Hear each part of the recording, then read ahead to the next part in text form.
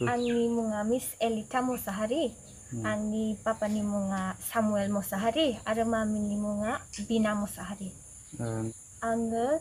Don Bosco Higher Secondary School Bengtol niprai deglani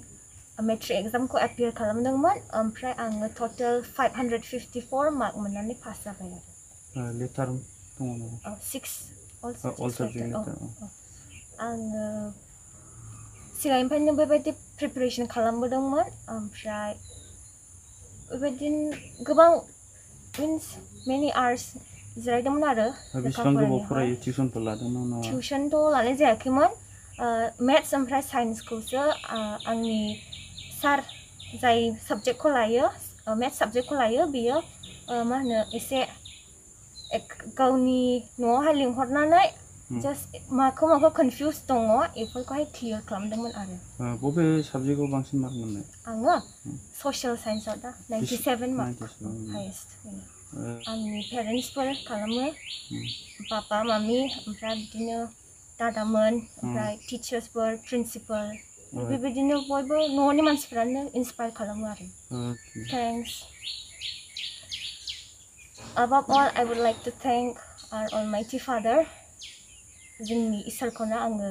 हामबाय होनो सानदों गिबियावहाय आरो बिनि उनावहाय आंनिनो पेरेन्टस टिचार्स प्रिन्सिपाल आरो जाया आंनोहाय बेबायदिनो वेल विशार्सफोरखौ आं बयखौबो थेंक्स होनो सानदों आरो आंनो दा उनावहाय आङो मेट्रिक पास जाबाय आं साइन्स लानानै मेडिकेलनि थाखाय थांनो सानदों मेडिकेल प्रिपारेसन खालामो आं बेखौनो बुंनो सानदों दि जोङो मोनसे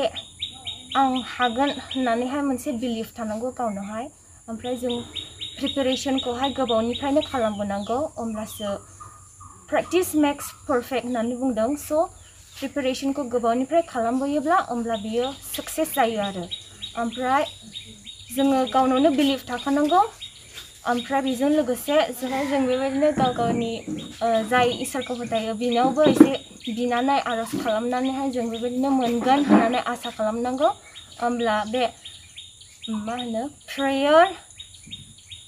स्टाडि ओमफ्राय बिलिफ बे मोनथामजों सक्सेसआ फैयो जों बयबो मिथिखागौ फेलियर इज द पिलार अफ सक्सेस स' fail doesn't mean that you have lost everything fail means first attempt in learning so fail जानानै जोङो बेनिफ्रायनो माने जों ट्राइ खालामजेनबाय खनसे नाजानायाव जों फेल जाबाय स' नेक्स्ट टाइम आरो जों ट्राइ खालामबावनांगौ जोङो नार्भास जानो नाङा बेखौनो आङो बुंनो सानदों आङो गिबि सेन्टारावनो आफा इसोरखौ हामबाय होनदों बिनि अननाय बिनि बोर बिनि हेफाजाबजों आंनि बे गथ'आ डन बस्क' हायार सेकेन्डारि स्कुलाव दा आं बयनिफ्रायबो मिथिनो मोनबाय साबसिन पास खालामदों होननानै दा बेनिखायनो आङो जोंनि फोरोंगुरुफोरनियावबो आंहा गेदेर रंजानाय दं आरो हामबाय होननाय दं आरो बै समावथ' आंहा बहुद जेंनायानो जायनि थाखाय आङो दाहार दासिफोर लानानै नङाब्ला माबा मोनसे फिसा फिसौ बुस्थुफोर लानानै बिदिनो फोरोंबोनाय जादों आरो दाबो क्राइसिसआ दङ जिहेतु आंहा न'खरनि अबस्थाया बाराद्राय थिग नङैखाय दा अब्लाबोनो नारा नाथा जुजिनायनि गेजेरजों बे गथ'खौ आङो गोजौ फारसेथिं जेसेबां मानि मोजाङै फरायलांनो हायो एसेबां प्रिथिबियाव थांनानै थासान्दि जोंहा बयहाबो बेबादिनो गार्जेनफोर दं दा बेनिखायनो बे गार्जेनफ्रा जुदि आंनि मथे जोङो फोरोंखानांगौ नाथाय बेखौ बयबो गार्जेनफ्रानो दायित्व लानांगौ आरो जिहेतु बे गथ'फोरखौ जोंनो इसोरा होनायखाय जोङो बेखौ गियानि गथ'फोर मानसि खालामलांनांगौ आरो मा बेनिखायनो बिथांमोनाबो बयबो गैयाब्लाबो गरिब थाखोनि मानसिब्लाबो आंबादि उदायथारि गरिब थाखोनि मानसिब्लाबो जोङो नाजाथारनांगौ आरो मा दाथ' माथो खालामनो जायखिजाया इनकाम सर्स गैयाब्लाबो दिहुननांगोन माबा मोनसे दिहुननानैब्लाबो फोरोंनांगोन आरो सोरनिफ्राय मोननो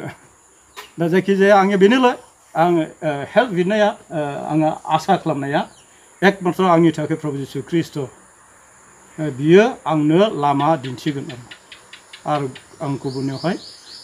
मा होनो आसा खालामनानै आं सोरनाव मोनो बेनिखायनो आङो प्रार्थनानि गेजेरजोंल' प्रभु नोङो आंनो लामा दिन्थिदो लामा होदो आं नैबेबादि आरो दा